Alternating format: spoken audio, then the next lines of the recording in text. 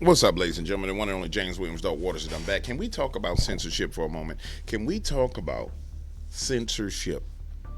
I'm shifting to the future as opposed to the present. Talking about news perspectives from the present time news that's going on and things that are breaking is cool, but it's no challenge.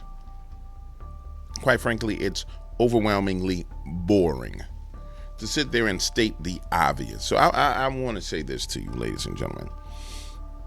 It's important that we understand what happens if this election doesn't go our way. What happens if Kamala Harris and the committee for the United States of America, the committee that's currently governing the United States of America, is able to steal the election.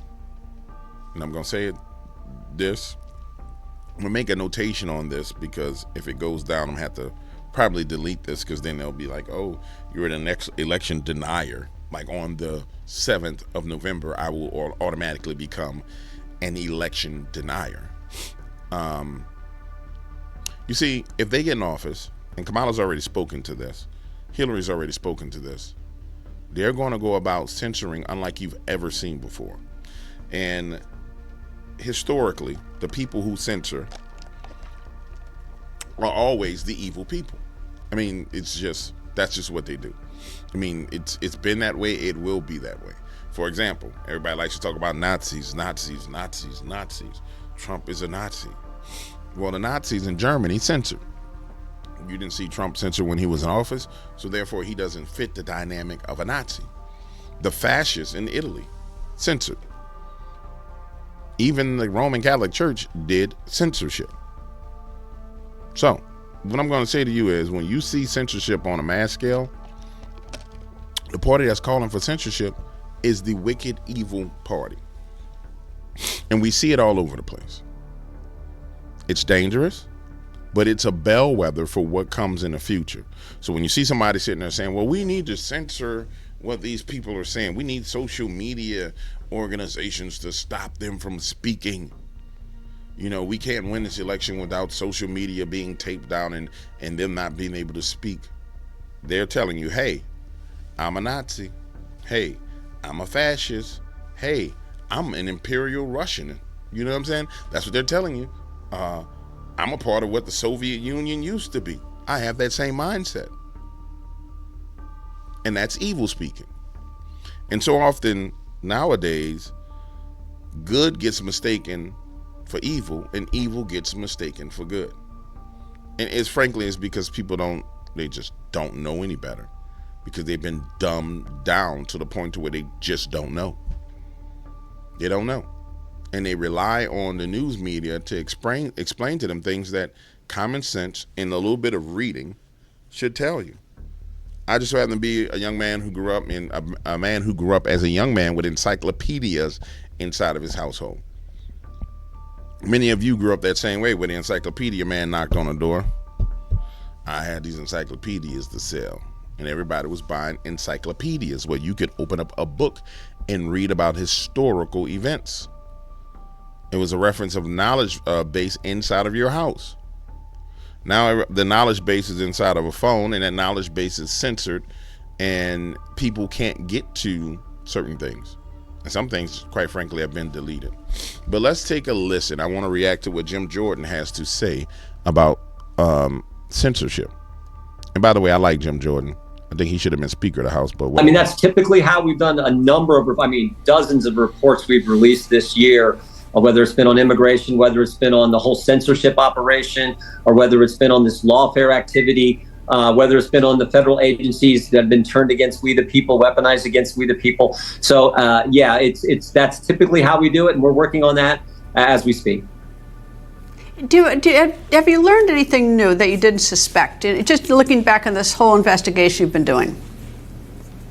Well, we've learned that this is frightening what the left is up to. I mean, whether it's turning agencies against their political opponents, whether it's using the federal government, working with big tech to censor your political opponents. I just gave a speech earlier today, and I said to the audience on the censorship issue, did you ever think you would see Donald Trump, Elon Musk, RFK Jr., and Tulsi Gabbard on the same team?